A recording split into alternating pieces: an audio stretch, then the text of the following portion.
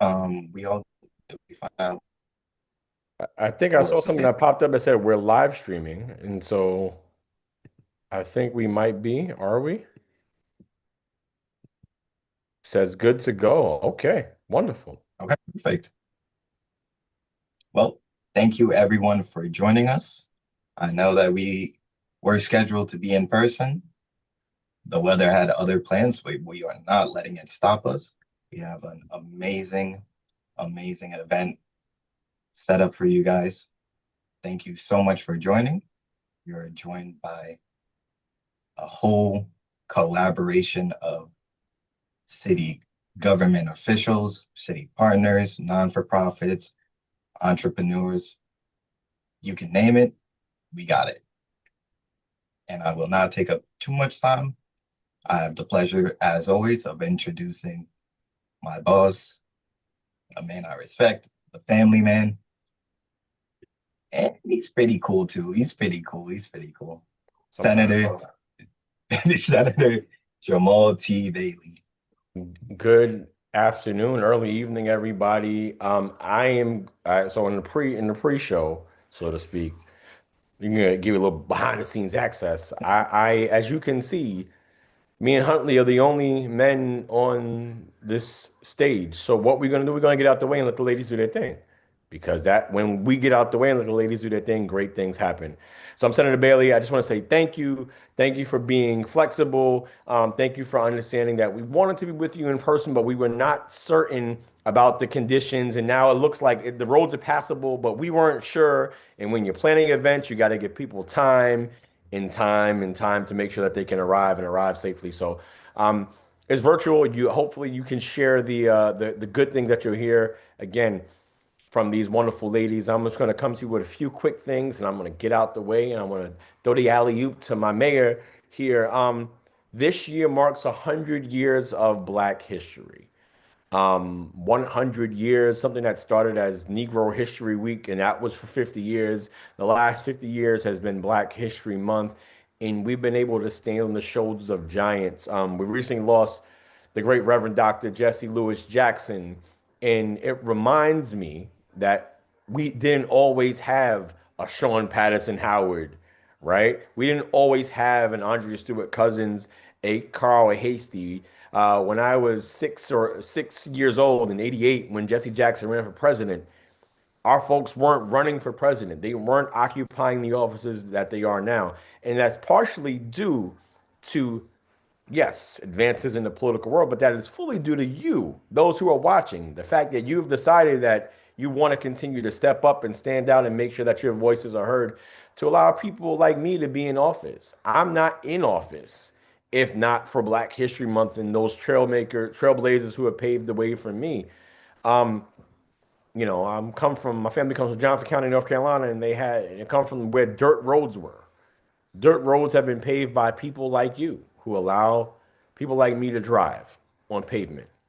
And even if there's a pothole or two on the roads, it's important to recognize that we have paved roads and that we can repair potholes. But these roads are not dirt roads anymore. Long way towards getting all the roads paved and perfect, but we're on our way there. Financial empowerment. Jay-Z, financial freedom, my only hope. Forget being rich and dying broke.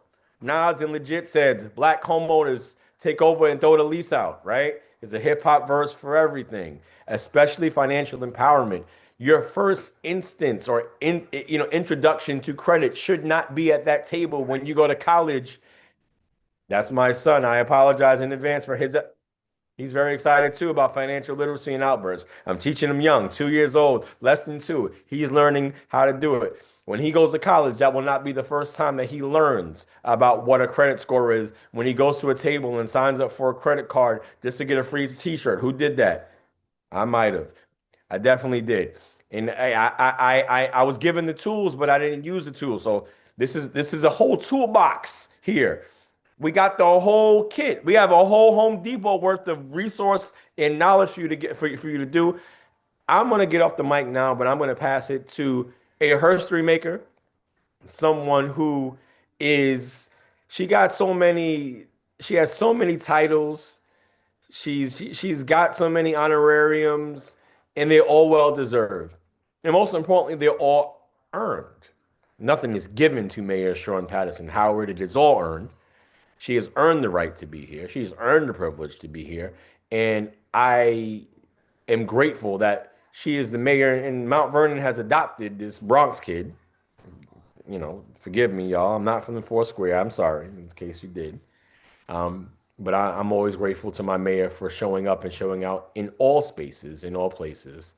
The great mayor of Mount Vernon, Shawn Patterson Howard. Thank you so much to the Senator Jamal Bailey. Right? When you put the in it, you know there's not another. He is the Senator Jamal T. Bailey. I want to thank you so much for putting this Black History Month program together. And yes, we might be on a virtual platform, but that's okay. We are here. We are ready to share information. And like you said, this will live where people are able to see it more and more going forward. And it's important. Like you said, Carter G. Woodson, Black History Month. This is an important time for us to reflect on who we are. And a big part of who we are and our struggles in this country have always been finances and financial empowerment. And so to discuss financial empowerment in our community, to learn how to recycle money in our community, to make sure that people are budgeting well and saving for college and saving for home ownership, and increasing generational wealth so that we have something to pass down to our children and our children's children. And as the Bible says, that many generations are far off, right? This is the topic. We can talk about who invented things, but if we don't make sure, if we're not ensuring that we know how to handle the money that we make, then we're missing a big point. So I'm excited about this platform. I'm excited about having our Financial Empowerment Center team here. Dr. Priscilla Etchi, I see you. It's good to have you on this platform with us. And all of the other participants, because this is something we have to talk about. We got to talk about how it is important to have more money in your pocketbook than what your pocketbook costs. It has to talk about somewhere to have your expensive car to park it in, right? We're buying expensive cars, but where are we parking these expensive cars? And I'm not hating. Everybody can do what they want to do with their money, right? That is your decision. But there's also we want to talk about the full scope of what happens when we don't make good financial decisions and how that not only impacts us, but it impacts our children and their children's children. And so I'm ready to kind of get going and just talk about practical things because I'm getting ready to be 58 and I've had good credit and I've had credit where it wasn't the best at times in my life and what we had to do to get it back on track. And hopefully people will learn from some of our experiences and some people won't have to go down that road. And so I'm ready to have this conversation. This is not politics. This is about people and our finances and making sure that we're recycling the money in our community. Black people are not poor people. We just don't spend our money well.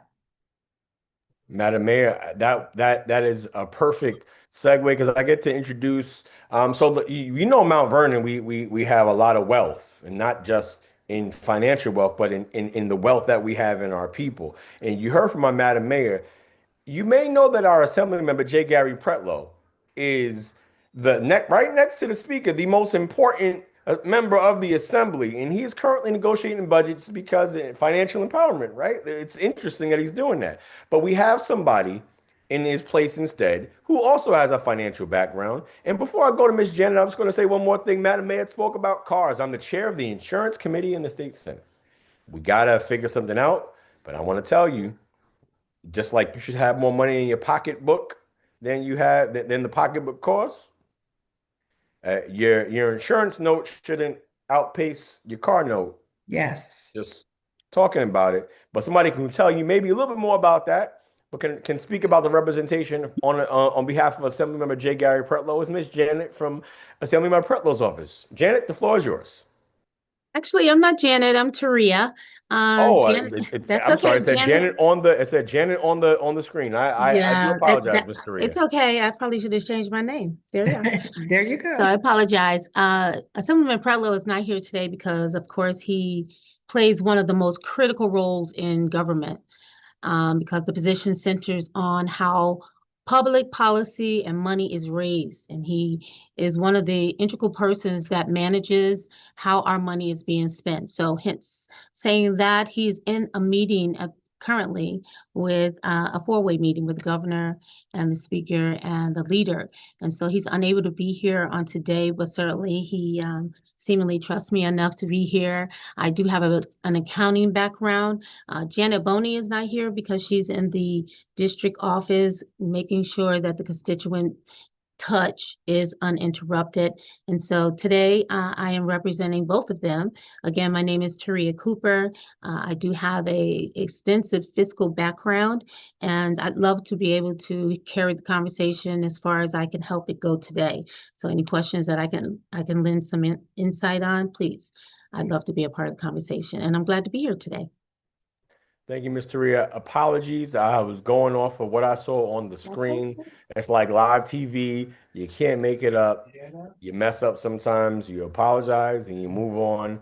And I thank you for being accepting of my mistakes. But the next three people Huntley is going to get to, they're not going to make mistakes. Miss Ashley Britton, Dr. Priscilla Ecke, Social Butterfly, and Dr. Infinite Henry. So Dr. Henry, I'm going to talk about her for a second because she's moving and grooving.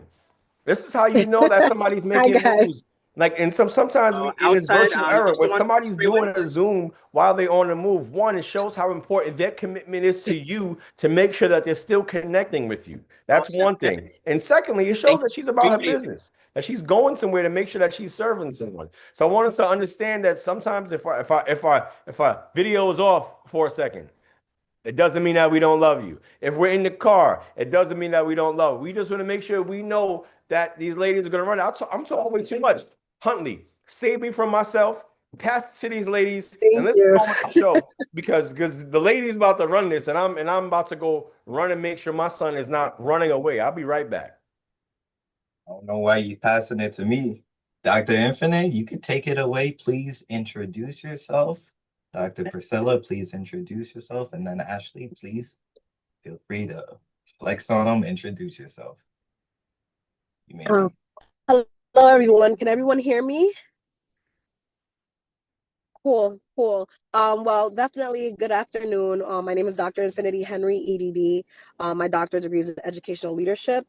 A little about me. I am from Westchester, Yonkers specifically. I do own a business in Yonkers, New Rochelle, and now Mount Vernon.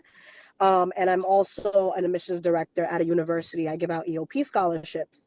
I just graduated last year in May with my doctorate degree. My master's is in educational psychology and my bachelor's is in public health. I am 27 years old. I just turned 27, February 13th. Yes, I am the youngest with a doctorate in my family. I'm the first to do it. So I'm definitely making my own little Black history within my family, being historically Jamaican, coming here to have a better life. And thus having, being the product of two immigrant parents. I just feel super grateful to be on platforms like this. Hence why I was like, sorry about the background. But I do want to show you guys that no matter what, I do want to be able to speak and make sure that our voices, especially as women, Black women, to, be heard no matter what the circumstances and show that resilience pushes overall. So yes, I am in the car, but like, listen, we got to do what we got to do. I do own a daycare, Forever Young Daycare, which is in Yonkers. I own an adult social daycare on Fulton Avenue, was formerly known in Mount Vernon as Minnie May. I literally just closed that deal last month before my birthday, and I own a hair salon on Main Street, down the block from the Home Depot in New Rochelle. And I'm just very happy to be here. So any questions you guys may have, please let me know. Thank you so much, Dr. Infinity. Dr. Priscilla, the floor is all. Hello, everyone. It's such an honor to be here. Thank you for allowing me to be on this panel. My name is Dr. Priscilla Ecke. I am a wellness architect. I build wellness spaces in several cities, and we're also doing one in the city of Mount Vernon in the actual city hall. I do so many different things. I help manage artists. I pour into the community. I am a servant leader. That's what I want to specify more than anything. I have served my way into leadership. So I am extremely happy to be here. There's so many things I do, and it'll come out as the panel goes on. But I just want to say thank you for inviting me on this platform. To everyone that's involved, I'm sure they're going to get all the meat and potatoes that they could wish for from this panel. I'm excited, extremely excited to be here. Thank you again. So much. And last but not least, my new partner in crime in Mount Vernon, because we are gonna be doing a lot together.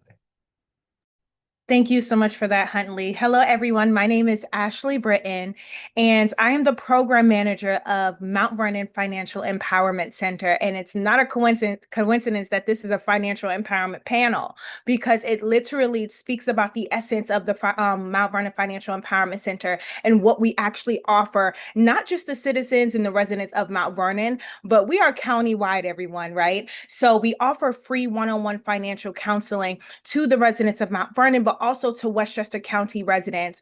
And I will go a little bit deeper, but I do know that our questions that are set up is going to be able to lead our conversation. And very similar to Dr. Priscilla, I wear many, many, many, many, many, many hats in the city of Mount Vernon. While I feel like I was born in Mount Vernon, but I was really born in Mount Kisco. But my mom brought me here at 8 months, and I literally have been in Mount Vernon since. So I feel like I am born and bred into the city of Mount Vernon and into the heart of Mount Vernon. And I'm excited about what's going to come forward out of this conversation.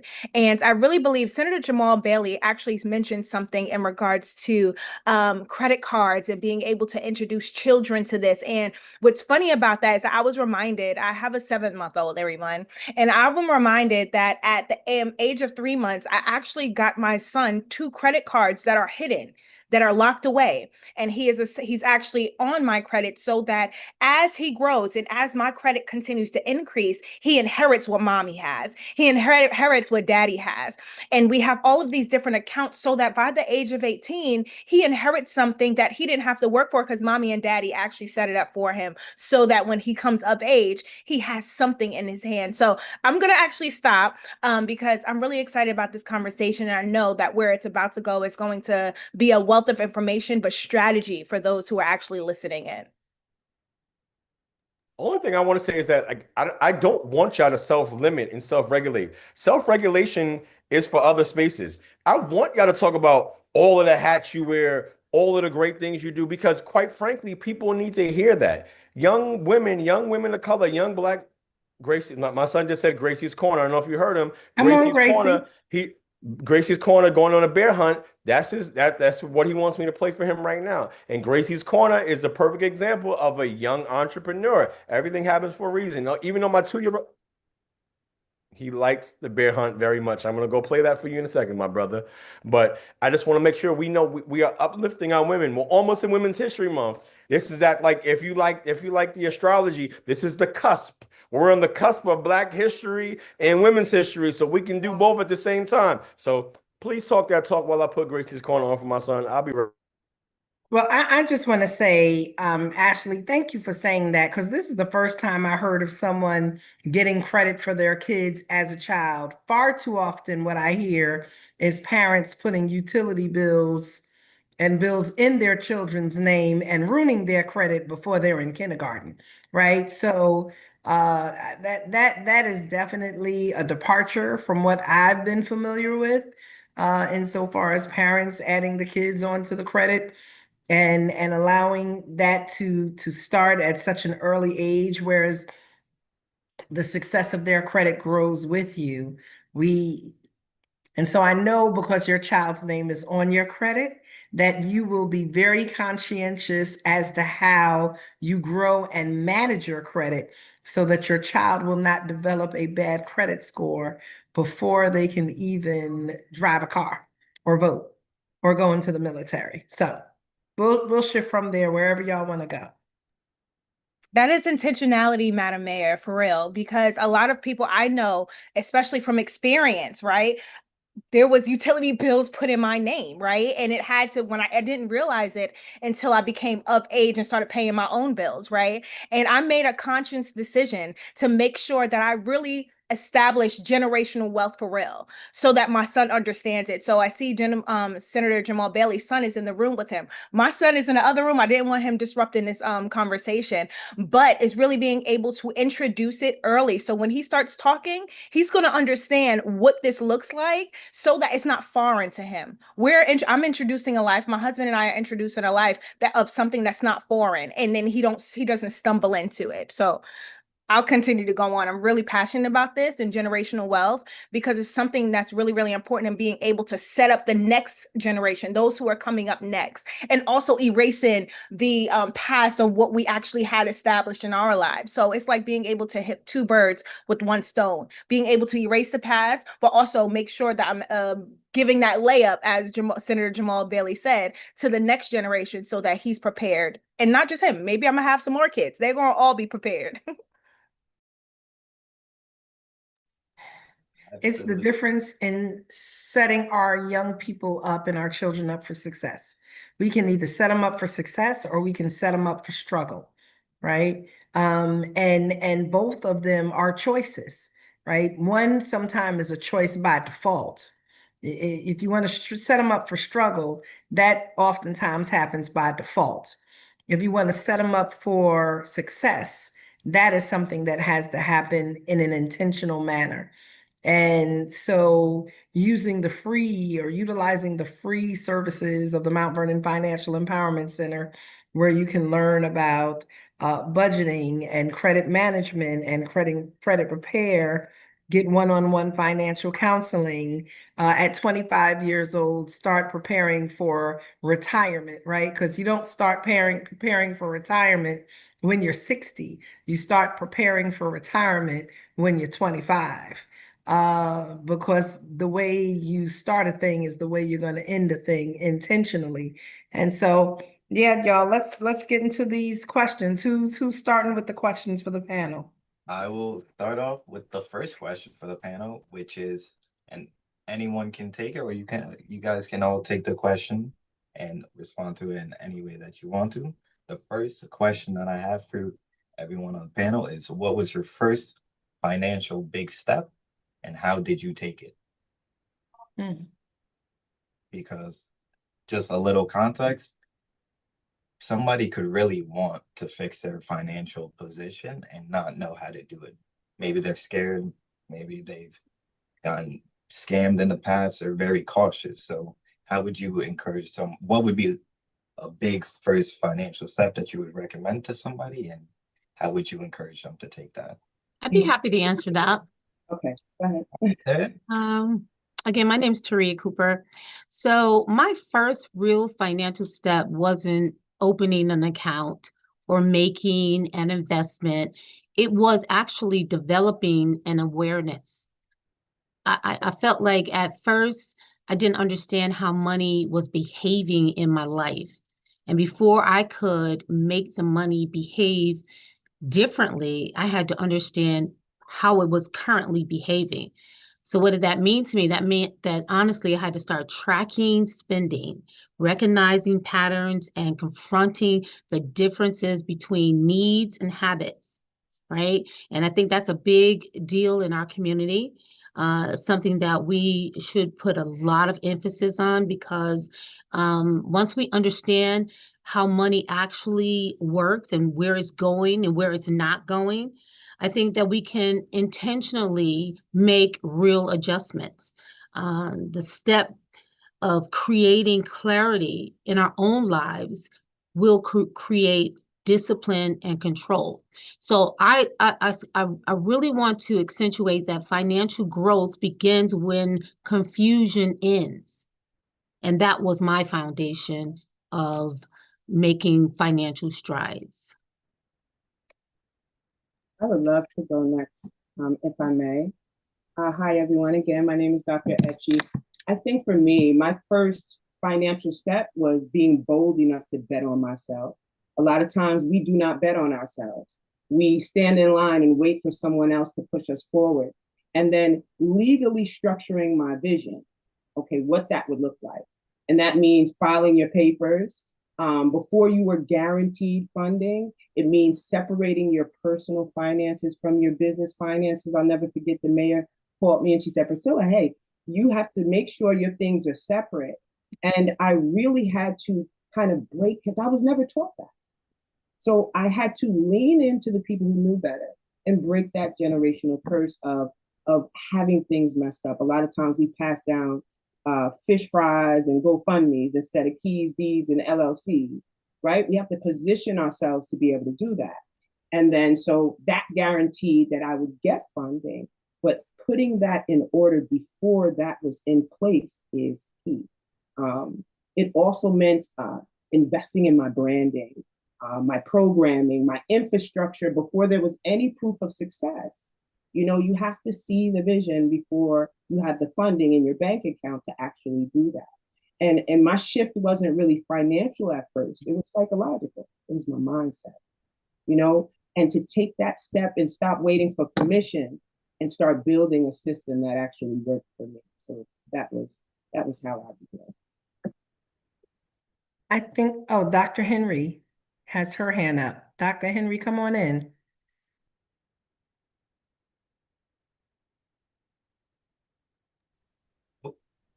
Dr. Henry, you're muted. Okay, fixed it. I did want to piggyback on to what Dr. Priscilla Etchi was saying with how her first big financial move weren't necessarily financial, but psychological. And I feel like I share that as well because, like I said, 12th grade is when my father had the stroke. So imagine being your parents' only child and now they're sick in a way that they can't make decisions for themselves. So you are forced to go into survivor's mode. So this happened when I was getting a full scholarship to run track at Buffalo State. Now it's like, oh my goodness, do I have to stay here and take care of my father? And do I want to give up my future? Do I even have to give up my future? So these are all things going on in my head. I definitely decided to go to college still, and I was able to speak to lawyers. I became his power of attorney at 18. I put my big brother, who was not his child, but under it, so that way he could handle things while I'm away 8 hours in Buffalo, right? So when I went to Buffalo, I'm like, wow, like my father has nothing, you know, and I'm like, wow, I'm up here. I'm about to take on all these loans. What did I do? I started selling hair from my dorm room. And I just literally was just thinking like, okay, I'm good at this. Let me just do it. I started selling bundles, ordered like the biggest bulk I could find from AliExpress. I remember I got $1,000 scholarship that was cash from Yonkers Public Schools, and I put it all into buying bundles. And I was like, I'm gonna flip this. And I ended up selling bundles, went to CVS, getting personalized stickers of a logo I made from Canva because you get it for free when you're in school. I then made the logo. I bought like those little bags from Dollar Tree, put bundles in it. I ended up getting summons from the residence director saying, oh, we see illegal activity going on from the camera. They come to my dorm room. They want to raid my dorm room. And then they're saying, listen, like, what are you doing? We need to see what's going on. They go under my bed. They see all the bundles. He's like, what? I became like popular. Then they asked me to be an RA. For those who know what an RA is, residence assistant, and you get free housing and you get back refund checks. So I was like, oh my goodness, I'm about to get like $5,000 back every semester. I was like, I didn't know what to do with myself. So I was like, let me put this away because something happened to my dad that I had no idea was going to happen. And I had nothing, like I didn't even have any support on how to go about it. So like, let me save this money. So I ended up saving all my refund checks all 4 years of college. And when I moved back to the city, is when I was like, wow, let me do hair on a larger scale because I didn't have credit or anything like that. I couldn't find an apartment. I wanted to find a 2-bedroom or maybe a 1-bedroom if I can, because I had all the money saved up to be able to do hair and live and not, feel like I'm depending on anybody. And because I didn't have any credit, I just was super sad. I was working with a realtor, but he's seen the money in my account. And he's like, listen, I think we can do something here. Long story short, I basically found a salon that was closed for 4 years post-COVID. I graduated in COVID. And we met with the owner, and he was so impressed with my story that he allowed me to give him some money up front and finance the rest of the key money. And the lease was signed over into my name, no credit check or anything. And that was like my first big psychological / financial move there was. And that's what kind of got my feet wet in this entrepreneurial door. Okay, I'm done, guys. You are encouraging me so much. I want to do a little time travel, but I'm gonna stay right here for a second because I'm actually in the process as we speak of the same type of negotiation to actually purchase a laundromat right here in Westchester County. So you encourage me because I'm really trying to not trying, I'm establishing this new life and exploring the different facets of entrepreneurship the same exact way you spoke about this laundromat. So that encouraged me a lot. So I want to time travel just a bit because when I think back to my first financial decision in a sense, I remember at the age of 24, I was doing sales and I was doing door-to-door sales for this energy company, selling LED light bulb, doing LED light bulb upgrades to free. And it seemed like it was something weird, but I began to get these very large commission checks, y'all.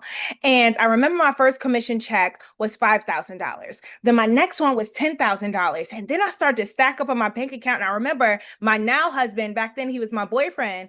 And I remember I looked at my account and I said, whoa, I have $50,000. You know what I did first, y'all? It was not smart, but I did it anyway.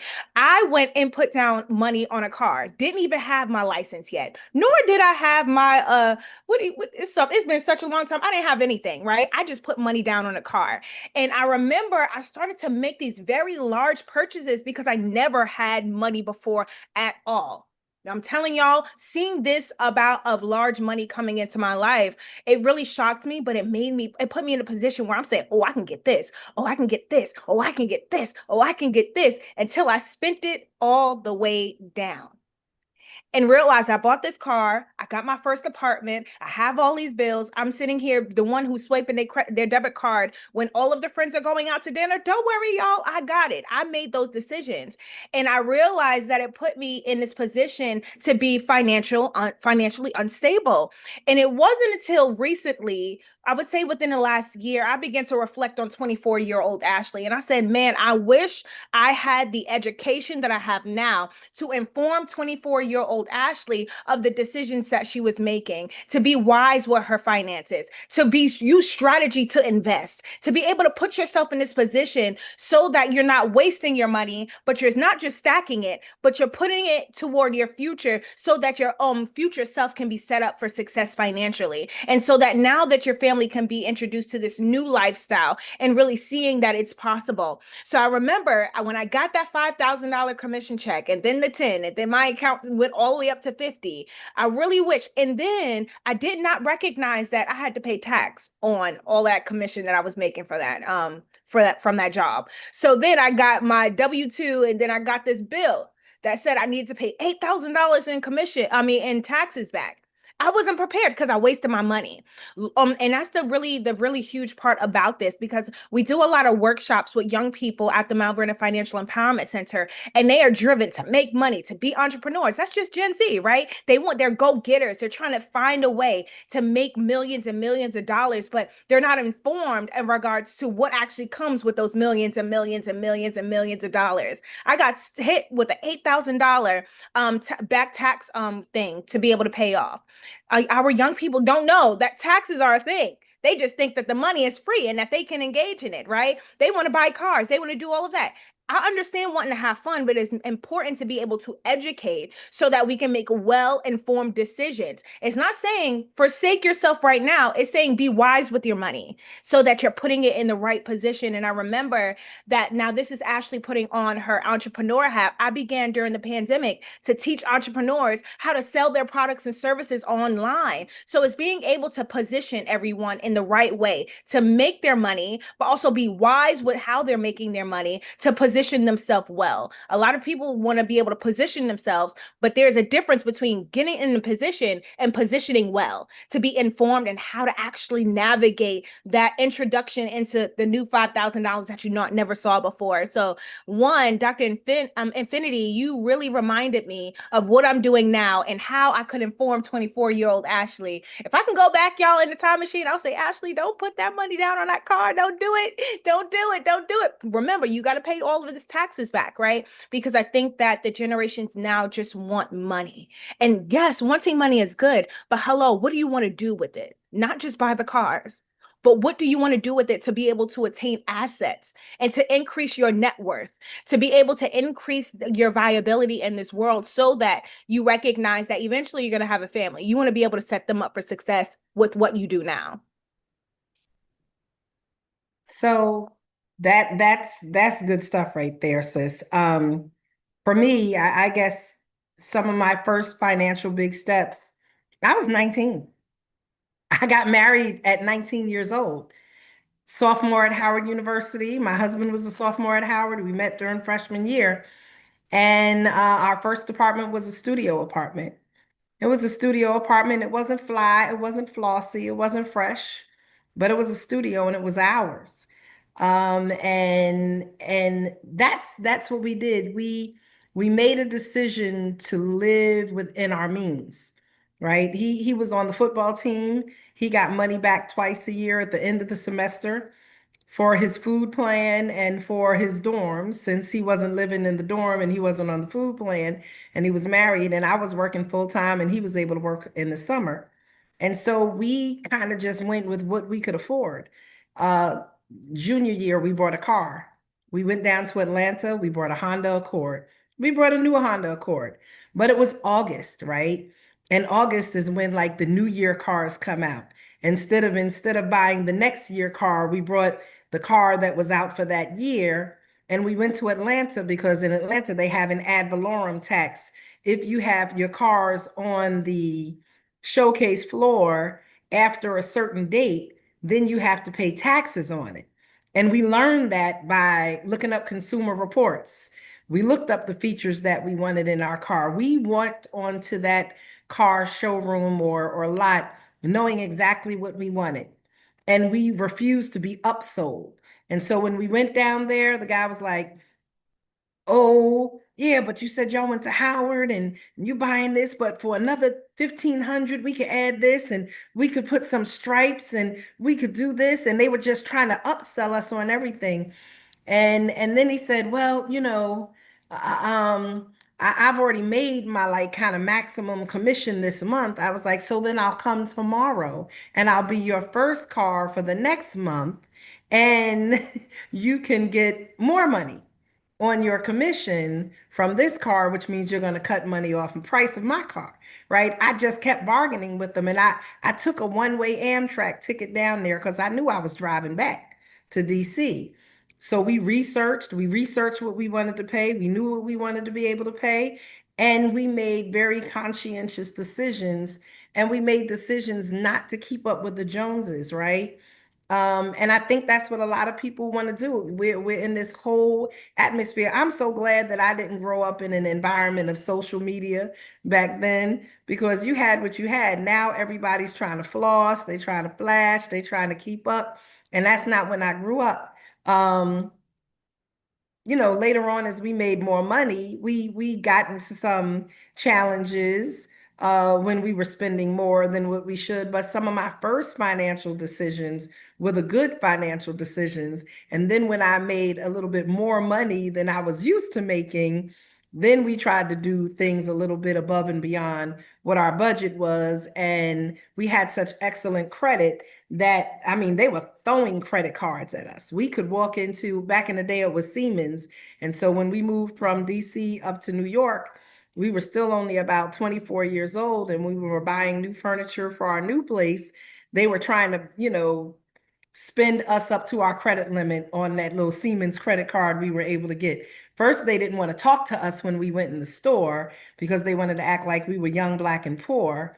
And then I said, well, run my credit. I was false. And I was like, well, run my credit, boo. And they ran my credit. He was like, oh, you could get 4 or 5 rooms of furniture. I said, I know. And so then they wanted to help sell and spend up all my credit, which we didn't allow them to do. And you get on those little payment plans. But even when you get 0% interest for 24 months or something like that, you still want to pay it off before those 24 months are up, because then all of that interest is going to kick in. So we had to learn along the way. We took advice. We made some hard decisions. Not everything that we got early in our career and early in our marriage was as impressive as maybe we wanted it to be. but we lived within our budget, and that's the one thing I learned. The more people make, the more they want to spend. And you have to decide kind of what your level is going to be. I have people who work for me who got bags that I can't afford, right? And I'm not judging, but I'm just saying, don't always come in here crying broke. When you choose a lifestyle, if you have a lifestyle that you want to live, then you better be able to finance it, because nobody else is financing the lifestyle that you want to have. You can choose all the fly stuff that you want, but at the end of the day, as long as you could pay for it, and as long as you're not sitting there trying to balance two, three, four jobs, and if that's what you want to do, then that's okay too. But I learned how to live within my means. And even now where I'm at in life, I'm still learning how to live within my means. Because what I can tell you is people who make a lot of money, when you make a lot of bills, if you lose that job, you're going to lose that big house and you're going to lose that nice car quicker than people who are making far less, because they've generated far less bills. So people think the more money you make, the more bills you generate. But I can say if you get sick, if you lose a job, then that fall is further and faster.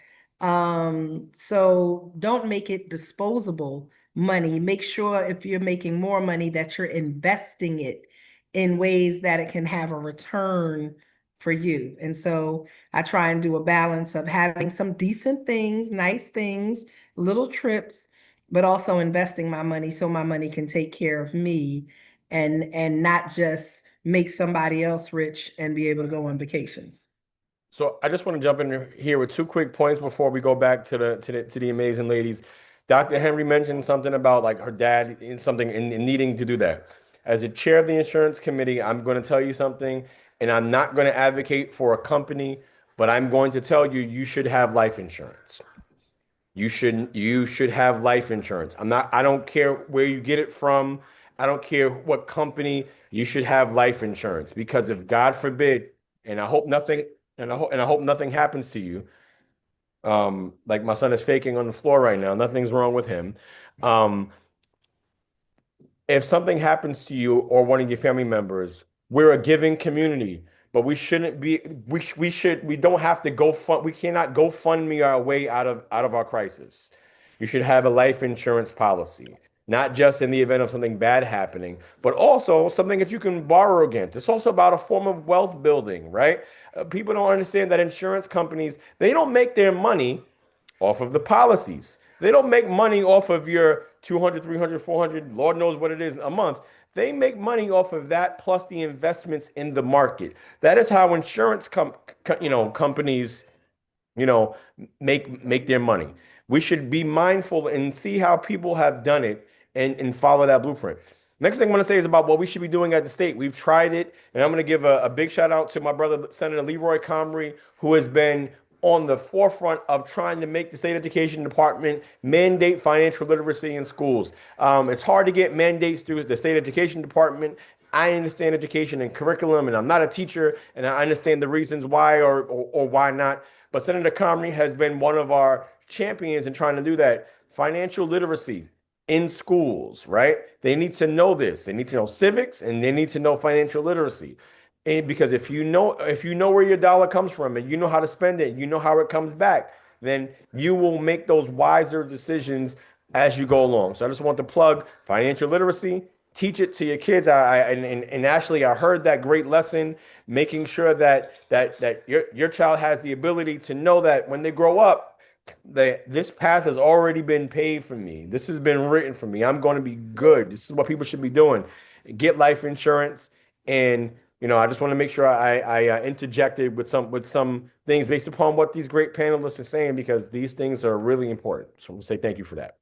May I piggyback on what you said, Senator Bailey, because you came to my house when X passed away and you came to deliver the proclamation for him. You came in some J's in the rain, y'all. I will never forget that. So when X passed away, he didn't have any estate planning done. You said life insurance. It is so important. If you do not plan your estate, the state will plan it for you. And guess what? You're going to have to pay them to do it. So in the meanwhile, he has 16 children that are waiting for his funds to be dispersed. And this takes years sometimes. So I agree with Senator Bailey. Life insurance and estate planning is key. I should have mentioned that too, because I'm an attorney by trade. And I used to actually practice, and I used to do work in surrogates court. What they call dying intestate means dying without a will, right? Mhm. It's going to be declared by the public administrator of whatever county you live in. They will administer your estate, and they will go to the next of kin. And when you die, we hope that when we go up to heaven and we get to see Saint Peter and Jesus and all the big homies up there, we hope that our family down here will take care of business. It's not always that simple. I've seen some battles, some court battles and some real battles. So please get a will, get a trust, get some sort of planning, some sort of document. Ashley, I'm so sorry I cut you off that you were getting ready to say something, but I just wanted to say that in my prior life as a attorney before I became a senator, this is kind of the stuff that I was doing. And Dr. Priscilla, you were always right on time with the message, because I'm glad that you mentioned that. Life insurance, estate planning, financial literacy. Yes. So to actually piggyback on both what Dr. Priscilla said and also Senator Jamal Bailey, the Mount Vernon Financial Empowerment Center actually rolled out this new phase of the program called Legacy Planning, where so we have financial counselors that are certified, including myself. So it's 3 of us that actually counsel the individuals of Westchester County, Mount Vernon. But what Legacy Planning is actually introducing this phase of life as well. When it comes to power of attorneys, when it comes to creating your will, when it comes to being able to establish all of these things, because people assume that you have to be out of a certain age to get all of these things and get these things planned. That's not true. As young as you are, whatever you have, your well wishes, write them down, get them notarized. We'll begin to refer you to lawyers to be able to speak to the legalities of all those aspects, so that you're prepared, so that you're informed, because we want to make sure that your family is set up. Who knows what's going to happen, right? Anything could happen, but we want to make sure that your well wishes are respected, they're honored, and they're written down. And that's the phase of legacy planning that we actually launched out back in, I want to say in November, December, around that area. We launched it to be able to give people access to it. And one of the things that we actually do so that people get access to these documents for free is called trustandwill.com. And that's where clients who sign up for the financial counseling at the Mount Vernon Financial Empowerment Center will sign up for Trust and Will for free to gain access to these documents so that they have somewhere to start. So that's what we actually offer at the Financial Empowerment Center. So I'm so happy that all of this is coming up because it's so important. Hello, me at the age of 33 years old, I had to write my own will as well, because who knows what's going to happen. I want to make sure that my son is situated. I want to make sure my husband is good. He has a will. Man, I have a dog. Her name is Marshmallow. She's a toy poodle. She's all white. In the event that anything happens to me and my husband, where's Marshmallow going? She's going to my mom or my sister. So it's being able to write down what you have and your well wishes so that it's honored and respected. And hello, it can't be broken when you got it set and sewn. So I wanted to be able to introduce that aspect, because a lot of people say, where do I start? We offer that as a free a service at the financial counseling at the Financial Empowerment Center for free for people to be able to be introduced to and then take those next steps. Wow, the first question was Quickly, I wanted to just highlight, shout out to attorney Brown. I think she's now a councilwoman at Mount Vernon. She is when she was practicing, she is the person who actually set up the estate planning for my father and I. So that was like super full circle for a second, because I was like, oh my God, what do I do? All his stuff. Is it smart to sign all his debt to me as a guardian? Is it because I have these businesses? Are they going to take my income into account? Things like that. So definitely that guidance is something that I'm very thankful for, that I was able to get at such a young age. I think she actually stepped it up. She's a judge now, right? Danielle Brown is a judge. Oh, yes. Congratulations to her. Yes. so we know that life can't always just be a straight path. I'm kind of combining two questions here. It seems like, at this point, you got to spend money to breathe air. Prices are going up everywhere. Affordability is not seeming that affordable anymore. So what are some money saving tips that you guys actually put into your own life to not, you can't really, you don't start making money until you start saving, because once you get, your debts hold you down until you get rid of them. So how do you guys save money? And also, life is not just straight up. Have you ever experienced a financial setback, and how did you bounce back? So kind of think about these two questions. They might go hand in hand. Mayor Patterson, you may take the floor first. So I'm gonna make it short and simple. Money saving tips happened to me when we did experience a financial setback. 2008, I needed to leave my job because it was incredibly stressful and overwhelming. My husband said, "No problem, babe, I got you. Look for something new." And literally a month later, he got laid off. 2008 was the great downturn that we experienced in the country, and he was out of work for almost 2 years. And during that time, this might sound simple, but I was buying like $14 stockings. It got to the point where I had to just buy a $2 thing of Vaseline and and shine my legs up because I couldn't afford the stockings. We cut back cable channels, right? We cut back going out to eat. We cut back the type of phones and the expenses around phones we brought. We learned how to staycation sometimes instead of vacation. So those are some simple things. You learn how to manage and maintain your clothing better and hold on to it. You learn how to bargain shop.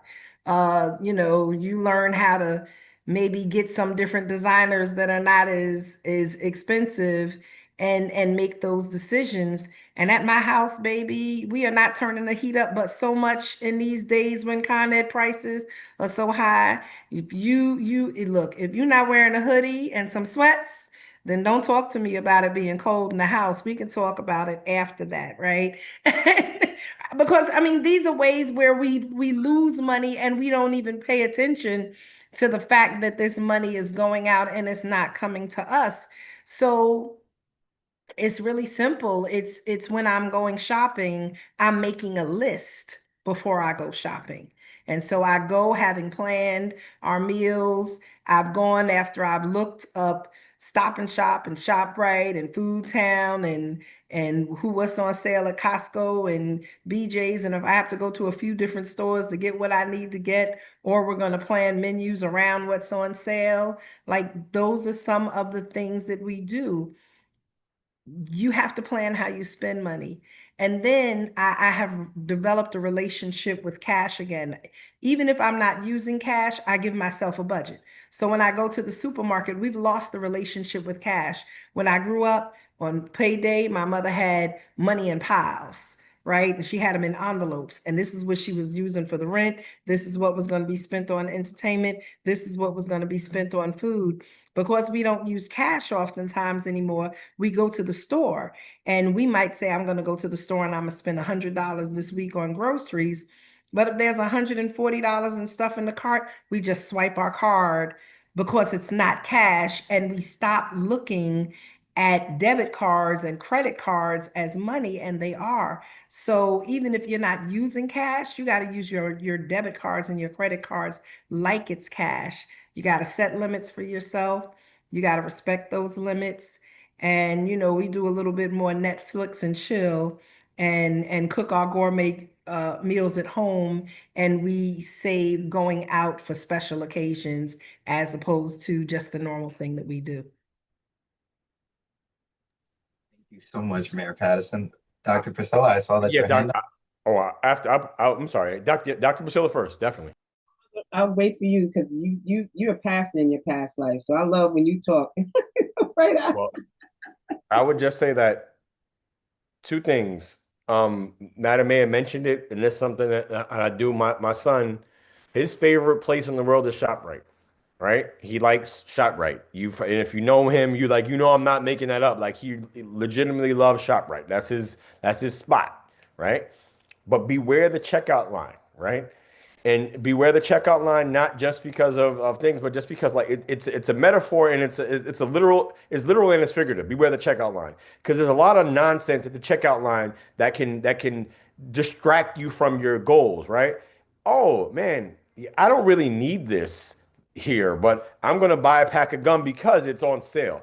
I didn't need to spend that 2 for 4, but I spent $4 extra and I was intending to spend because I thought I saw a good sale, right? It's the same thing in life. Beware the unnecessary spend. I will give you one simple thing, and I'll pass it, Dr. Priscilla. Beware the word only. What do I mean by that? Beware the word only, because if you only find one copper thing on the ground, that's only a penny. But if you find 5 of those, it's only a nickel. 5 of those is only a quarter. 4 of those is only $1. Now we got $1. 5 of those is only $5. 4 of those is only $20. And 5 of those is only $100. We're not talking only anymore, are we? Beware the word only. That is how you will save. That is how you will get better. And again, I've had my own financial, concerns and things like that. Thank goodness. Y'all know I love sneakers, and when I was younger, I bought way too many of them. Way too many of them on credit cards with crazy interest rates, right? And that back then, $150 for a pair of sneakers ended up being a $250 pair of sneakers when I was done with all the compounded interest that I should have been mindful of. And so, Madam Mayor wrote it best. Beware only, because only adds up. Dr. P. Is doc, you are a pastor for real. Somebody said it. I said, oh, we in church right now. Okay, let me put myself back on mute. So for me, my money saving tips is I'm not cheap, I'm strategic, right? I know how to save. And a lot of times I like to automate savings. Like this way, you don't even have to look at it. Just automate it. It'll come out every month on the spot. And then you separate your accounts.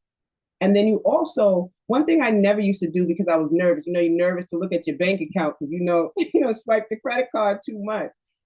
You have to review your expenses monthly and make sure that you are on target with that.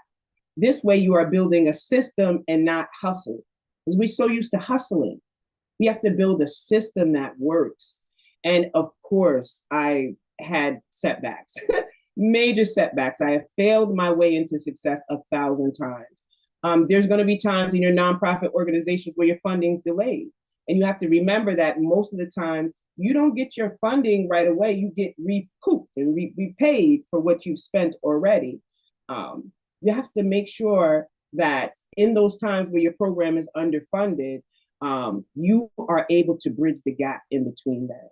And how I bounced back was I learned how to have partnerships, to diversify my funding streams. And I became more data driven. When you start to check out your data, you realize what you're doing, where you're spending, and things of that nature. And then something that everybody leaves out, you have to protect your mental health while you're going through those setbacks. That's important. We leave that out all the time. Your resilience is not just emotional, it's financial strategy. And so that is me. I'm not as much as a preacher as Mayor Sean and Senator. Well, I want to chime in here. I come from a whole preaching family, and I want to say, and the Lord said, save your money. Save your money. And if I can interject here, I would probably say that saving money is less about discipline and more about design. Okay. I believe in building systems that make saving automatic rather than an emotional attachment. One of the most effective strategies is directly putting your money towards savings before it ever reaches your discretionary spending fund, right? Once it reaches your discretionary spending account, it's a done deal. For us who are sometimes driven by pressures of, maybe our age bracket, our gender, or whatever our pressure is in our life systems. So if saving depends on leftover money, it's rarely going to happen. It's rarely going to happen if you think, okay, well, once I pay all my bills or put my money here, put my money there. If you are not strategic in where your money goes, savings will never happen. I also believe in prioritization, right? Not every expense deserves equal importance, right? It's not equal opportunity, right? When you identify what truly matters in your life, what your goals are, you have to stabilize that, right? For future security, right? And opportunity. So I just want to interject that when we begin to save and when we began to look, like you said, at our finances and identify where are we going? You know, okay, since we talk about church people, let's talk about it. The Bible says without a vision, the people what? Perish, right? So you're going to die a slow or quick death if you don't have a vision for your life, right? You know, there was a season where, especially in the female community, we did these vision board gatherings, so to speak, or we did them personally. And honestly, it helped us kind of look at the trajectory we were already on and where we wanted to go. We need to encourage that type of foresight. And especially because we're talking about young people, people coming on behind us, or people that are in bad situations. We really need to tell them that in order to stabilize your finances, you've got to have some kind of vision. You got to not only vision, you got to take an self-examination. Where am I? Be honest about it, right? So, you know, the community sometimes that I vibe in, you know, it's all about hats and this, that, and the other. But I had to come to the conclusion that I can do my own hair, right? I could buy a knockoff, or my mama got $1,000,001 that she left for me. Just go do that and be satisfied with that.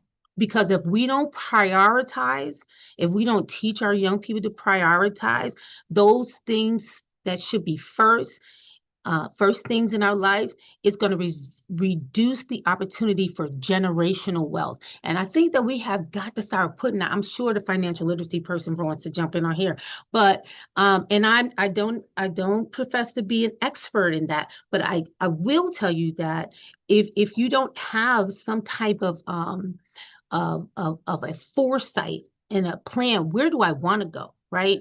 And do these pressures really matter? You know, if we can teach our young people, all this stuff is perception.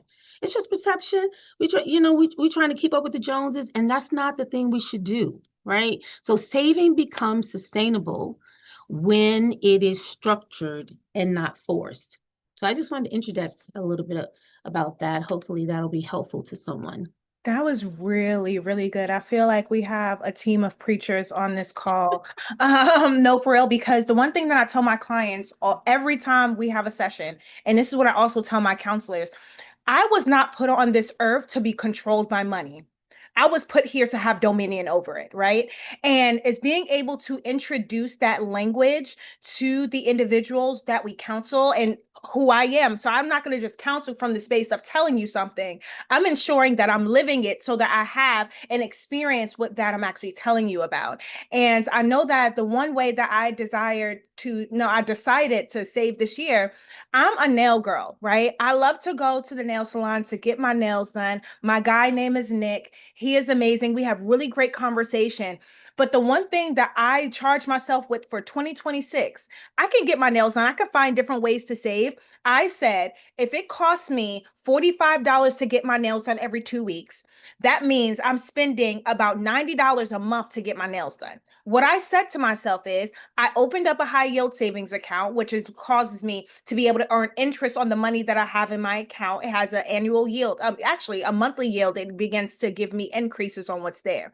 I said $90 every single month. Every time I want to get my nails done, I'm putting that automatically. Hello, y'all introduced it to be able to go into my American Express high yield savings account so that I'm earning money on top of what I'm actually saving. And it begins to create this habit. And when you begin to see the increase happen based off of what you establish and set aside, you begin to get excited. And my thing is, don't be tempted off of what you see.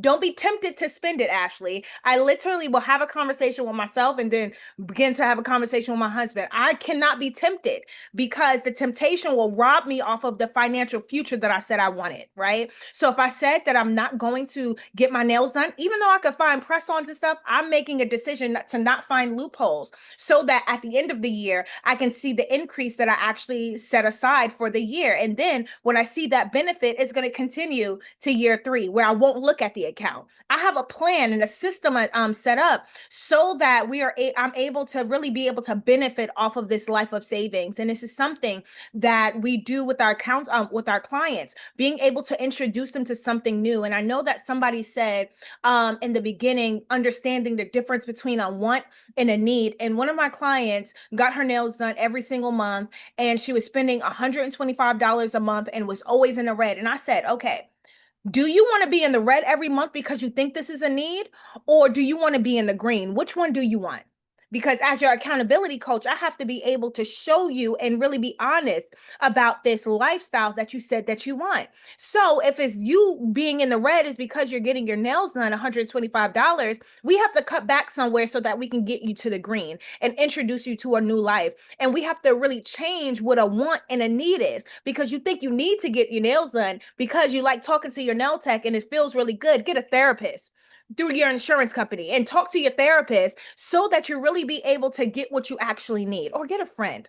And she looked at me and said, "You're right." And I thought she was going to take it hard, but it's about being honest with people and being able to recognize and really show them, like, I really have your back. And if you want to be out of the red, this is the way that you get out of the red. We need to cut back and we need to be able to introduce this life of savings automatically so that you can be able to see fulfillment afterward, right? So changing the definition of want and need and reframing it mentally so that you understand that, oh, this is what I actually need. I need to create this life of savings. Oh, if I'm in the red every single month, now I need to cut back and create a budget and really sit down and say, okay, if I need this budget, I'm not like, it's not a place of a negative because, oh, I can't do what I want to do. You want financial freedom and stability, right? You have to want that more than you getting your nails done every single month for $125. So what we're doing is reframing what this life looks like so that people can be introduced to something new. Like, it may not hit at the first session.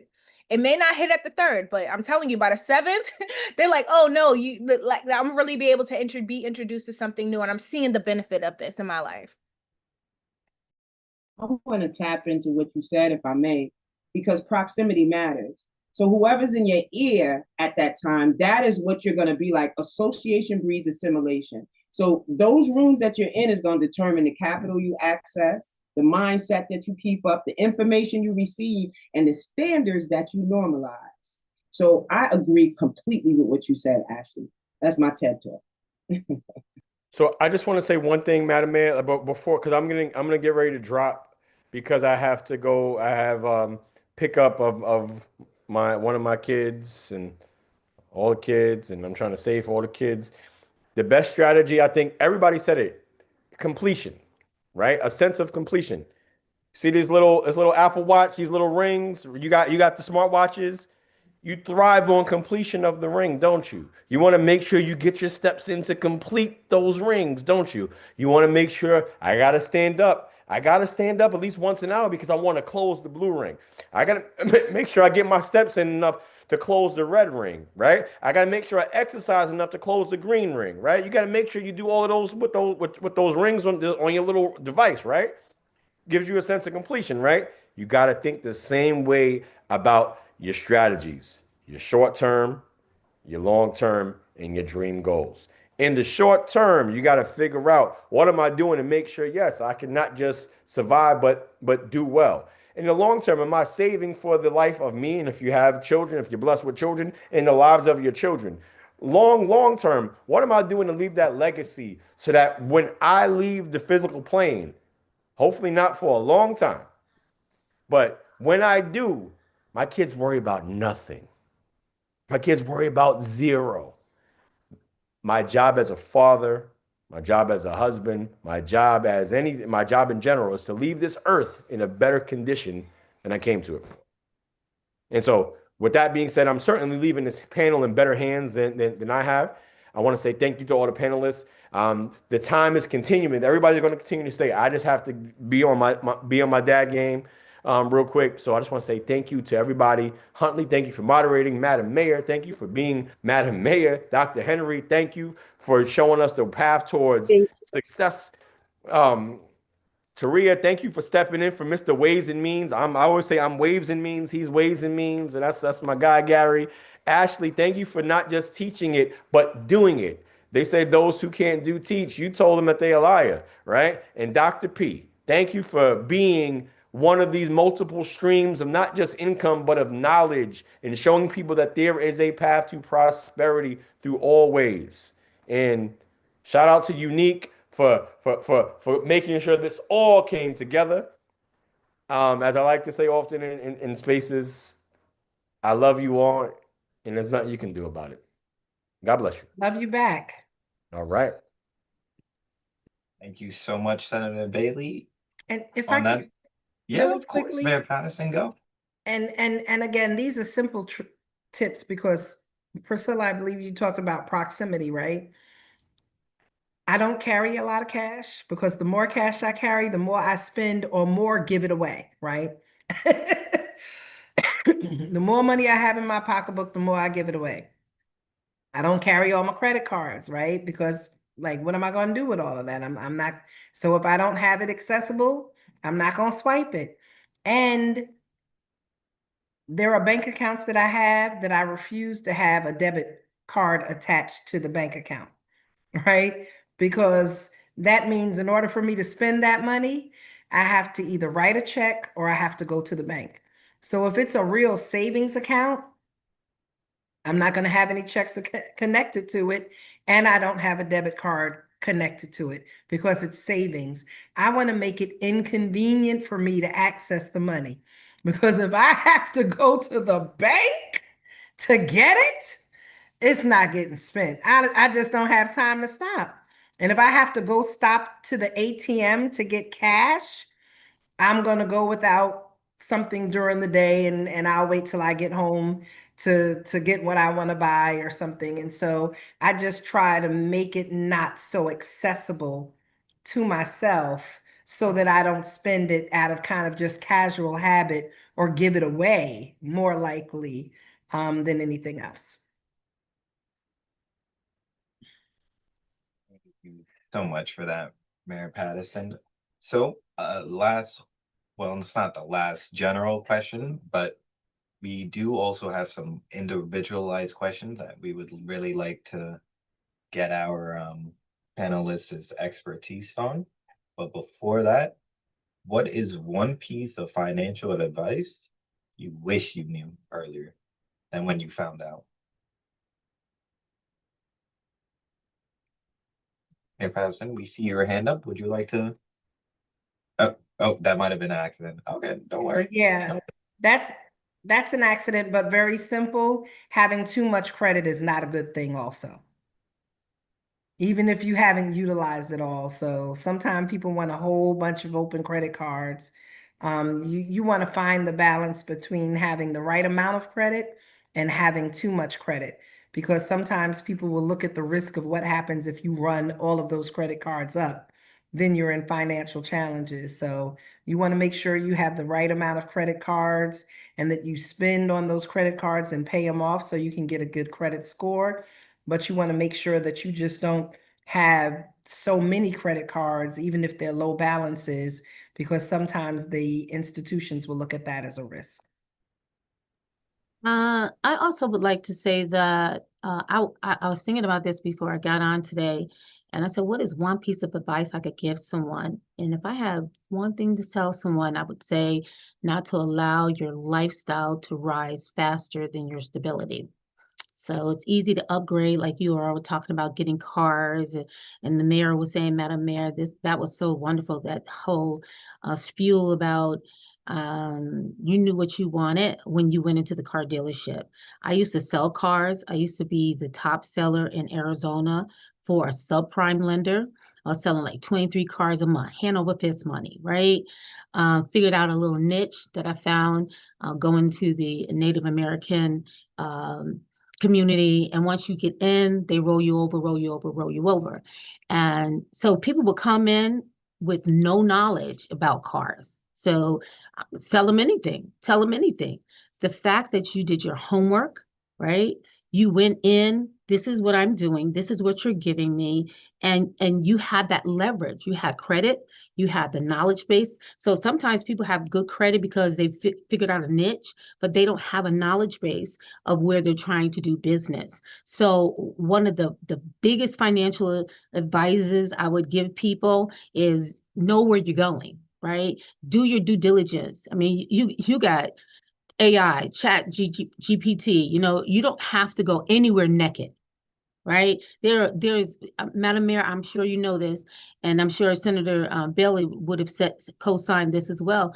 Sometimes we have meetings, people come in here off the cuff all the time. We don't know all subject matters, right? But you got to find a niche, right? And my niche is management. So, once I hear their whole spiel, the point I'm making is that half of them don't know what they want when they come here, right? They think they're advocating, right? What are you advocating for? And have you looked at the whole scope? So I would say that we need to make sure that whoever we're doing business with, that we do some due diligence, but don't be easily upgraded just because your income increases, right? Because stability comes from allowing your foundation to grow before your appearance does. And in our community, we have to really grasp that, right? So what? You don't have the latest. I heard so many people talk about that on today, and I thought that was great. And that perspective honestly helped me shift from performative spending to purposeful financial behavior. I'm big on behavior, right?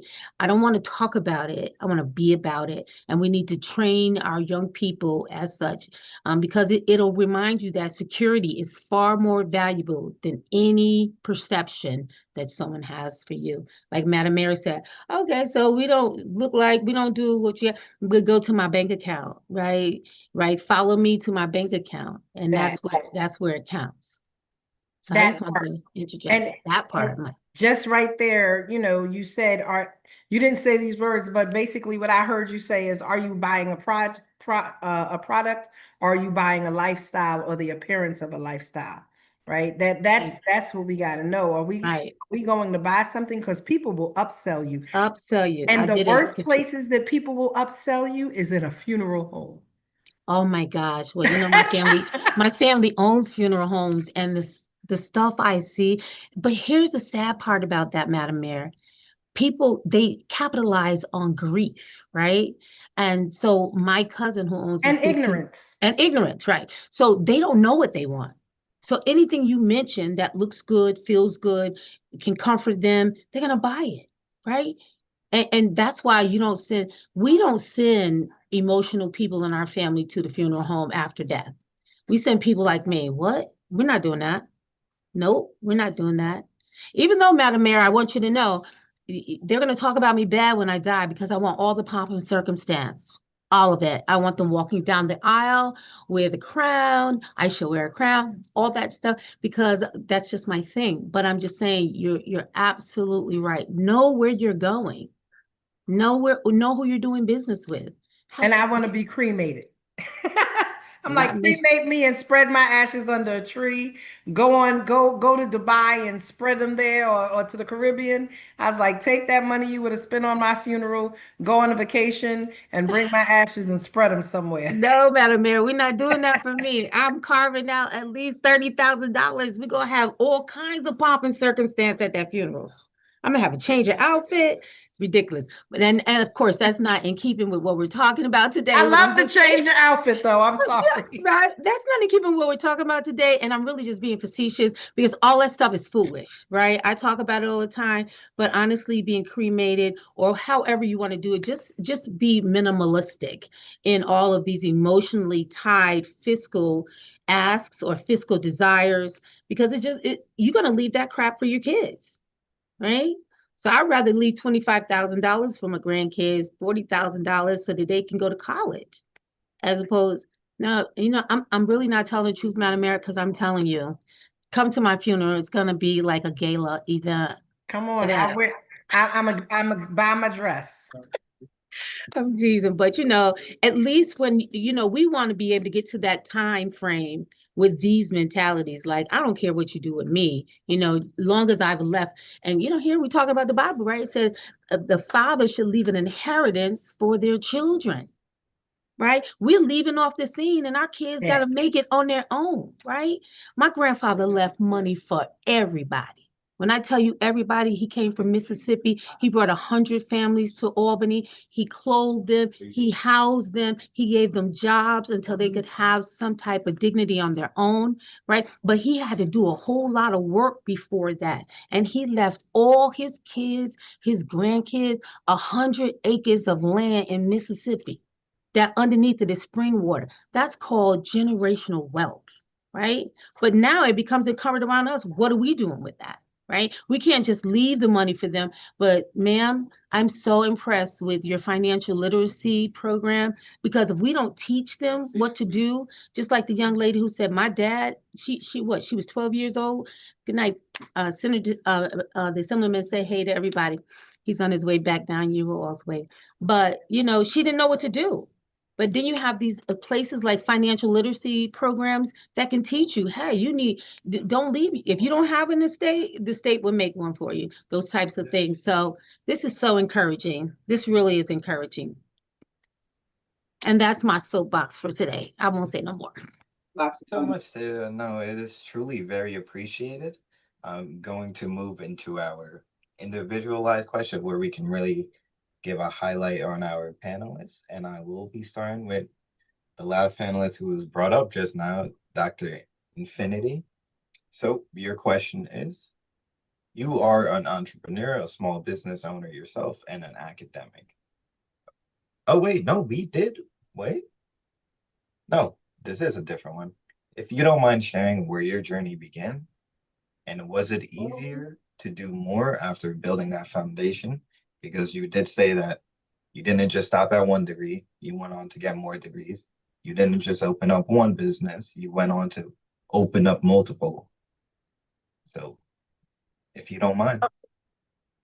Thank you, Henley. So my first academic journey, my first entrepreneurial big step for me was opening up my salon. And again, just the family that gave me the chance to buy it from them, finance it for the rest of the year when I gave them kind of all that I, had at the moment, that was definitely a blessing. And it was a lot of trial and error. It's like the funniest story of when I finally got the keys to the space and I'm like, yeah, I'm going to go do renovation. I heard you can make shelves with planks of wood. I went to Home Depot, just me and my little Toyota. And I'm like, yo, let me go see if I could get some stuff so I could hang some shelves or do whatever. Just trying to feel like I was doing something productive.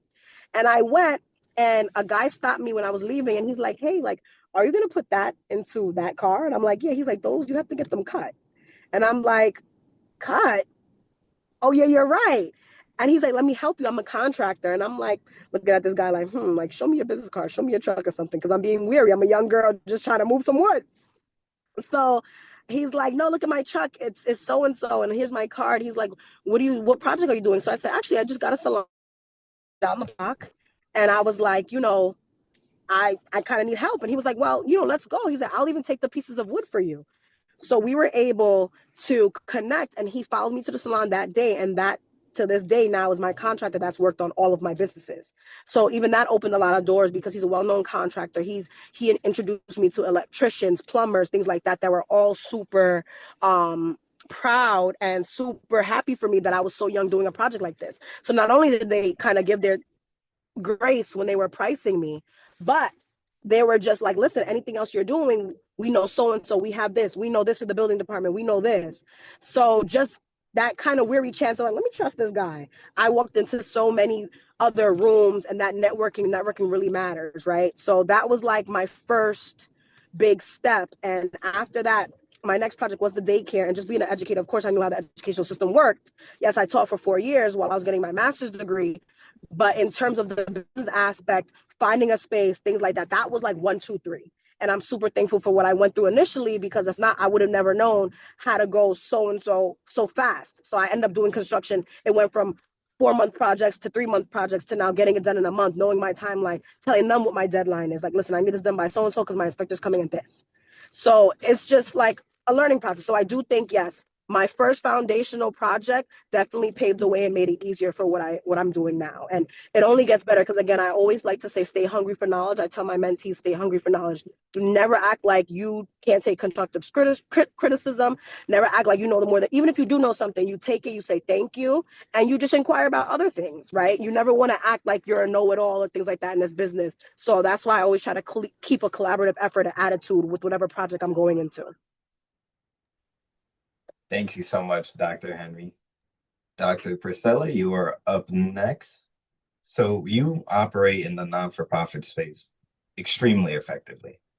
Could you offer some perspective on the financial aspects of a non-for-profit and any advice for someone who may be, they see a problem in the community and they feel like they have a way to solve it, but no organization.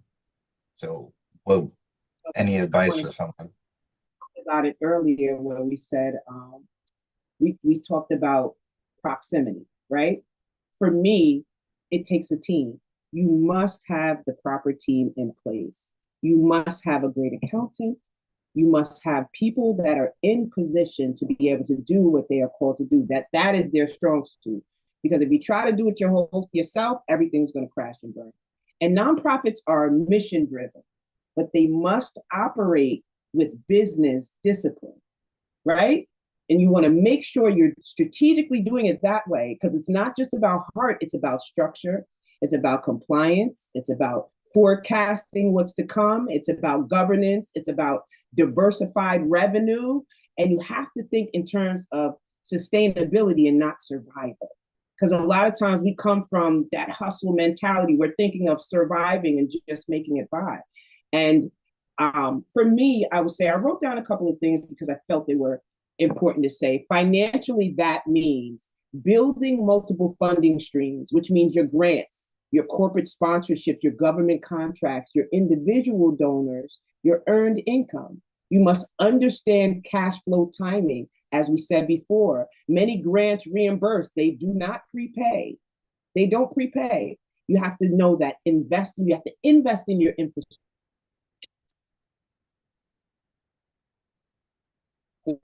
All of those things, and you have to track measurable impact because your data is what drives your funding. One of the biggest misconceptions, I think, is that nonprofits shouldn't generate surplus. That is so incorrect. That is incorrect. You must generate surplus to expand your programs and retain your talent, because folks will leave you in a heartbeat.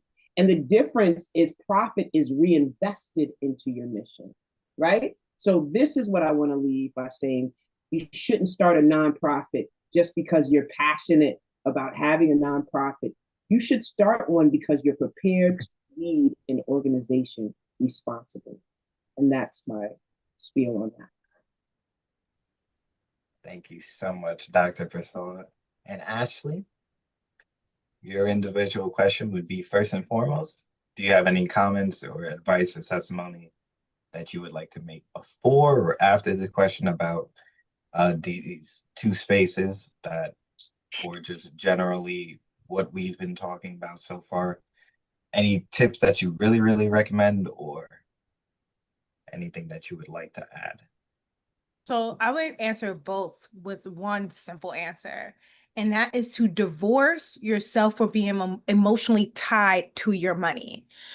Because ultimately, a lot of individuals, including myself at one point, right, were so tied emotionally to their money that it put us in a space of not being wise with how to actually strategically place our money, right? A lot of people do not really associate money with strategy, but I think that they go hand in hand with one another, right? There's no reason why I'm going to have all of this money come into my bank account and not have a strategy for how I'm going to use it, and then put parameters around it as well, right? So I would say divorce yourself from being emotionally tied to your money, and then introduce this new way of being able to welcome financial strategy so that you can leverage it right.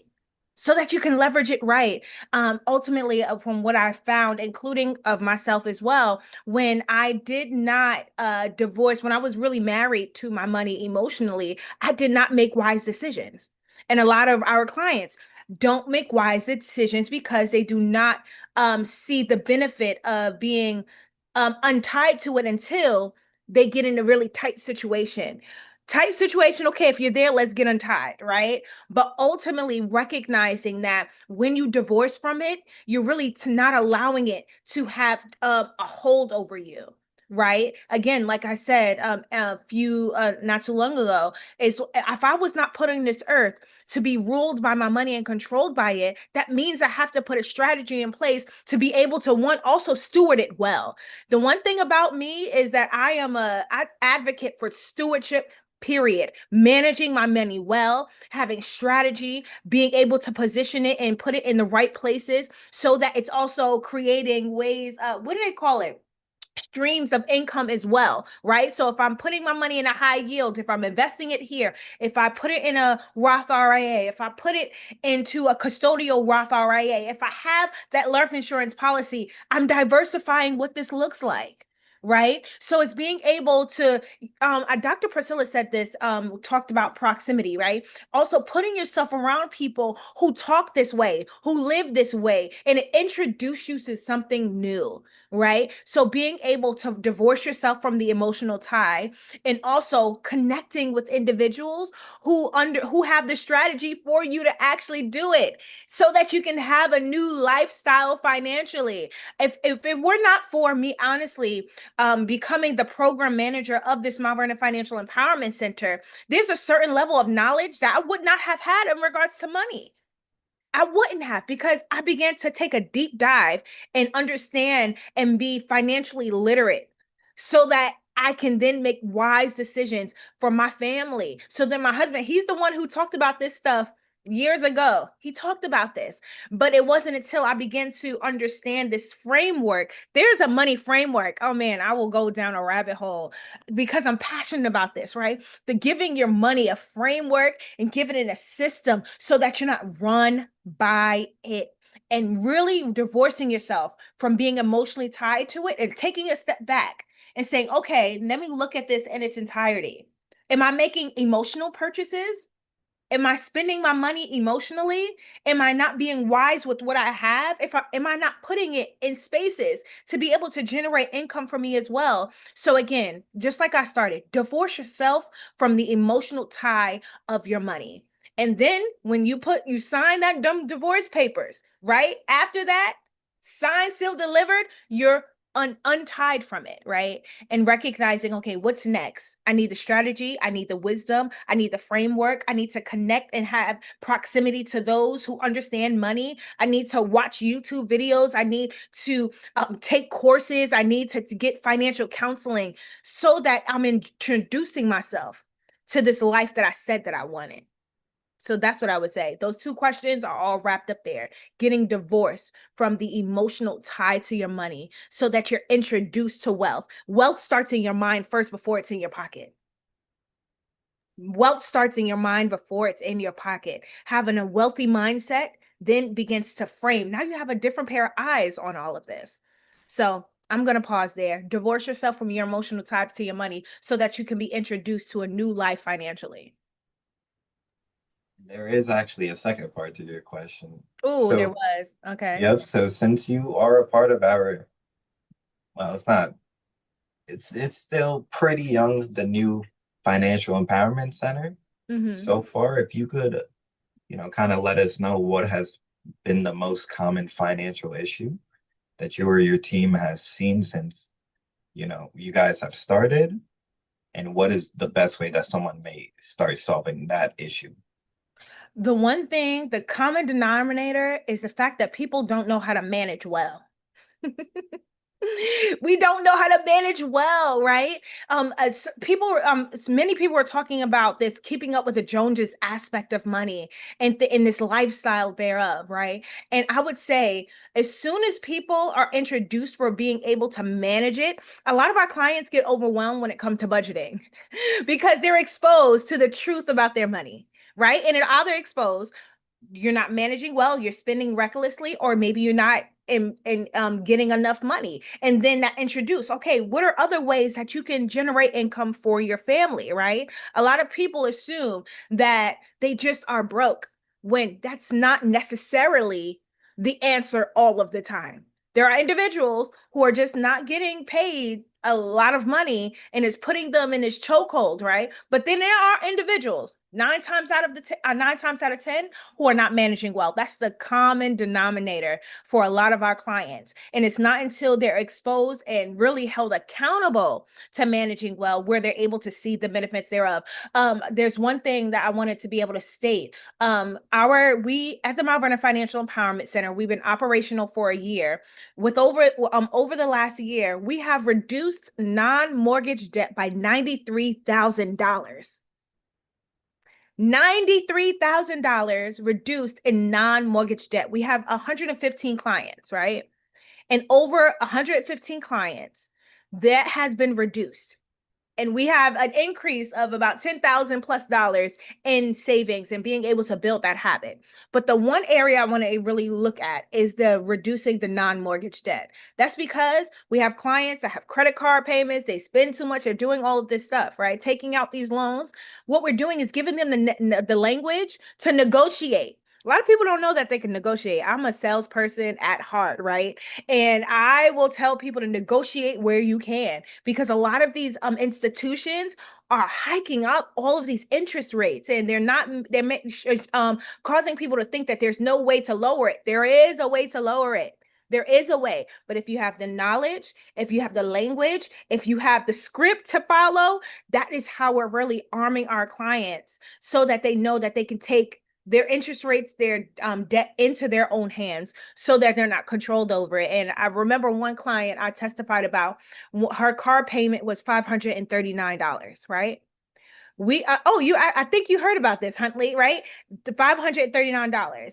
After working with her, at her second session, she came back to us and let us know that her car payment was reduced down to 200 some odd dollars. But that's because we gave her the information and we gave her the knowledge and the confidence, and we empowered her to be able to know that this is something that she can negotiate, right? And then that began to free up the rest of her money for her to pay off credit card payments. And now she has four credit cards paid off because she was able to negotiate, right? So that's what we're doing at the Financial Empowerment Center, empowering people, educating them, and really giving them the confidence to recognize that they can take this into their own hands and take control of it. And that's what we're seeing at the Financial Empowerment Center. I hope that answered your question. I think it did. But ultimately, that's what we're seeing, right? On a day-to-day basis, we have people who sit in our seats, including mine, who are completely just like drained by their circumstances. I remember I had a client that I'm working with, and she had she has this timeshare on her credit, over $7,000 that she has to pay back. She said she wasn't going to pay for it because she didn't have the time for it. I said, girl, you do have time because it has time for you. And it's adding up on your credit, and your late payments are adding up as well too. Let's take control of this situation, right? So she took money out of her savings and paid the $7,000 off. Now that increases her credit score, right? So these are the different facets that we're seeing at the Financial Empowerment Center. And these are few of the different ways that we're really arming people to really take control of their financial life and stop allowing their financial life to take control of them. Thank you so much. So we are nearing the end of the program. We are going to end off with our other panelists. Infinity had to hop onto another meeting, but we still got Dr. Priscilla and Ashley. So these two questions are for you guys. Tomorrow, everyone can be whatever you want. What should everyone do tomorrow? Everyone tomorrow should check your credit report. ASAP.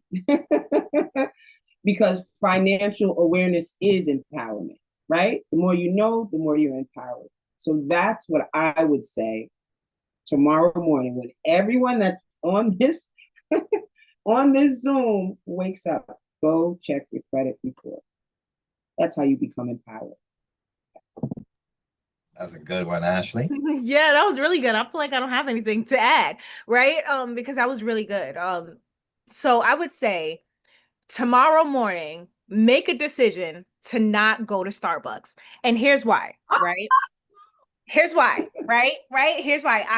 I am a part of this group with this financial literacy coach.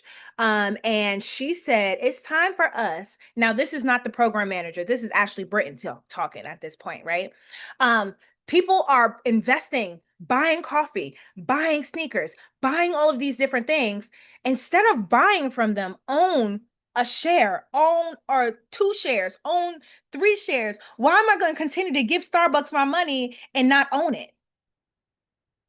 Let me put my $10 or save up money to actually buy a share of this, right? And there's this thing my husband and I do, it's called Real Bricks, and it's buying shares of homes that are going for sale. And that means that you own a share of that house and you get paid out quarterly based off of how much you actually put into it. Right. And this is one of the ways that we begin to see those different streams of income begin to impact our lives. Right. So when I say don't buy Starbucks, I'm giving you a strategy, right? Instead of buying Starbucks tomorrow, the day after that, the day after that, the day after that, put a limit on yourself and say that the rest of this is going to buy Starbucks so that I can make money off of it, right? Now it's time to go from just being consumers and buying it and changing and having the lifestyle of then also living off of it because I own parts of it. So that's it. That's it. Nikes all the time. Show them, buy some stock. Own a piece of it. Own a piece of it. Nikes are Not gotta be the full stock either. You can buy partial stocks. You can buy partial stocks as well, right? So, and the thing that my husband and I invest in Real Bricks, they actually say you can buy up to $50 of stock, $100, $250, whichever, right? Start somewhere. If you have $10, start there. If you have $20, start there with whatever you have. And it begins to create the habit of investing so that you can generate income from the very thing that you was drinking every day. Now you're eating off of it because it's making you money. Okay, and now the follow-up final question to that. So we know that the beginning of the week is on Monday, start up a fresh business week. Monday, everyone should. Banks are reopened. People are taking appointments. What should everyone do on Monday? So I would say Monday, set up an automatic transfer. Even if it's $10. We just talked about that, right? Even if it's $10, set up an automatic transfer because as Ashley said, and as we all touched on this point, it's consistency that builds wealth. Consistency. Not how intense we are at going at these different things. Consistency builds wealth. So that is my TED Talk. That is my last Monday, everybody should. And I'm going to leave it to the closing pastor of the evening, Ashley Britton. You know what's so funny about that? Because what I was going to also add to what you said, consistency actually breaks the shackles of poverty. Consistency breaks the shackles of poverty when you begin to live this lifestyle out, right? So inclusive of doing the automatic transfer, I'm going to plug the Mount Vernon Financial Empowerment Center. Monday, you need to call us or visit our website to schedule your free financial counseling so that you can walk with counselors who will hold you accountable and really take your goals and your mission and your vision into hand and be able to come up with a written plan for how you can actually live this out. So Monday morning, hello, I want you to call me at 914-813-7335 so that you can schedule your financial counseling session and begin to start this life that we talked about for the last hour. Thank you, thank you, thank you. And on that note, we were joined, we are a little bit short on time, but I did want to shout out our other partners who were a part of this wonderful event with us. We have Mercy College, Mount Vernon Empowerment Center, Social Butterfly Organization. We have SNUG, Mount Vernon Youth Shelter, and the Mount Vernon Health Center. Thank you everyone so much for joining us. I hope the goal for this event was to, there was so much information given out, somebody had to have gotten something new and something useful. So Much I better, just, I can't thank you guys enough for right? what you do in the community and just the work that you guys have been putting in and the willingness to share your time to, impart some knowledge. Thank you for having us. I'm honored. I've met everyone. And I Thank want to meet Groom. Shout out to her. Shout out Unique Groom. Of this entire Make situation. sure everyone shows their love. Yes. Yes. And please be on the lookout for an in-person variety of this type of event. We are going to try to get it on the books, and the weather will not stop us this time. It No. will not. So thank you, everyone, and I hope you all have a wonderful good night. We are logging off. Thank you for joining us, and have a wonderful night.